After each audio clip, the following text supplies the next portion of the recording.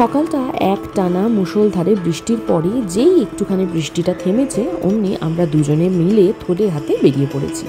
কোথায় যাচ্ছি বলুন দেখি? দুজনে মিলে খেয়ে দিয়ে বেরিয়ে পড়েছি মাছের দোকানে। মুম্বাইয়ের বুকে একদম পিওর বাঙালি মাছের দোকান। মাছের দোকানের দাদা যেই জানিয়েছে ইলিশ মাছ এসেছে, ব্যাস আমাদের আর দেখে কে। এই দাদার সাথেও এমন পরিচয় হয়ে গেছে, সমস্ত রকমের মাছ তুলে তুলে আমাদের দেখায়। এখানে রুই রয়েছে, কাতলা রয়েছে, বেশ মাঝারি সাইজের ভেটকি মাছ রয়েছে, আর রয়েছে আমরা যেটা নিতে এসেছি ইলিশ। কিন্তু ইলিশ জিজ্ঞাসা করলাম, এটা মোটেই কলকাতার গঙ্গার বা বাংলাদেশেরও নয়, এই ইলিশ হচ্ছে রত্নাগিরির ইলিশ। কিন্তু বললো একবার নিয়ে গিয়ে খেয়ে দেখুন, একদম ঠকবেন না, আর খেতেও নাকি অসাধারণ। সেই জন্য ফাইনালি পাবদা, চিংড়ি, ইলিশ এই আজকের মতো নিলাম।